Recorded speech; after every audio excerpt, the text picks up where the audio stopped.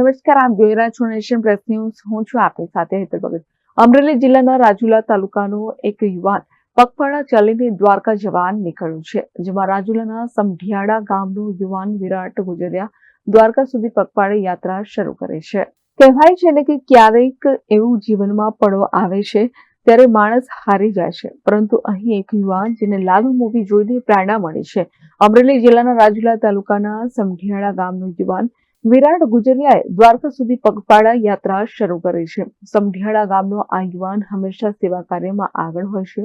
થોડા દિવસ પહેલા ગુજરાતી લાલો મૂવી રિલીઝ થયું હતું. આ મૂવીમાં શ્રુત ગોસ્વામી દ્વારા શ્રી કૃષ્ણ ભગવાનનું પાત્ર ભજવ્યું હતું અને લાલો મૂવી જોઈને અનેક લોકોએ પ્રેરણા લીધી હતી.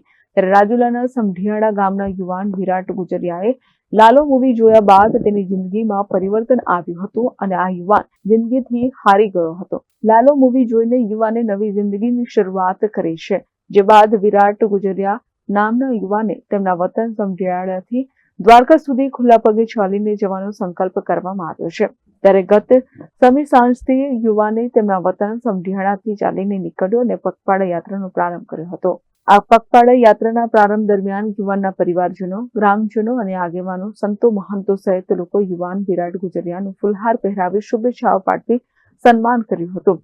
રાજુલા ખાતે પહોંચતા યુવાનનું આગેવાનોએ સ્વાગત સન્માન કર્યું હતું. આ યુવાન ચાલીને જવાનો રૂટ પ્રથમ રાજુલાથી ઉના, કોડીનાર, સોમનાથ ખાતે દર્શન કરી ત્યારબાદ ઘેડ પંથ, માધુપુર થઈને પોરબંદર અને ત્યાંથી દેવભૂમિ દ્વારકા ખાતે પહોંચશે અને કુલ 370 કિલોમીટર સુધી પગપાળા યાત્રા પૂર્ણ કરશે. બોલો રણછોડ રાયની જય, ભગવતી માં મહાકાળી માતની જય, બાપા જય જય સીતારામ. હું ઘણા ટાઈમથી એક સોશિયલ વર્કર છું, પણ ક્યાંક સમય સંજોગે મને ક્યાંક હારી દીધો તો હું ક્યાંક હારી ગયો તો, તૂટી ગયો તો એમ ક્યાંક સમાજમાં મારી એક કદાચ હું બહુ હારી ગયો હતો, મતલબ એના કોઈ શબ્દો નથી. પણ ખાસ એક જીવનની અંદર અત્યારે આપણે જીવનમાં એક અત્યારે તમે હાલ ચાલી રહ્યું છે લાલો મૂવી. જે મૂવીની અંદર એવી ઘણી બધી કડીઓ છે જે તમને જીવન જીવવાનો માર્ગ શીખવે છે કે અંત સુધી તમારે કઈ રીતે લડવું, કઈ રીતે તમારા જીવનમાં તમારે ખૂબ જ આગળ જવું છે.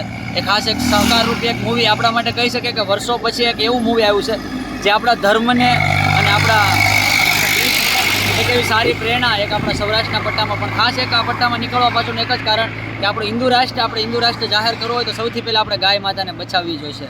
જેની અંદર ભગવાન શ્રી કૃષ્ણે સીધું કીધું છે કે તમે તમારા કર્મ છે એવું તમને ફળ મળશે. બસ એ જ એક ઉદ્દેશ્ય છે ને ખાસ સૌરાષ્ટ્રના પટ્ટામાં ચાલીને જવાનો એક જ મારો હેતુ છે, ન કે કોઈ ફેમસ થવાનો. કે સૌરાષ્ટ્રની ધરામાં ભગવાન દ્વારકાધીશ વસ્યો છે તો એ દ્વારકાધીશના આદેશ ઉપર આપણે ચાલીને આપણા ધર્મના કામ કરીએ અને હર હંમેશ ભગવાન દ્વારકાધીશના આદેશ અનુસાર કામ કરીએ.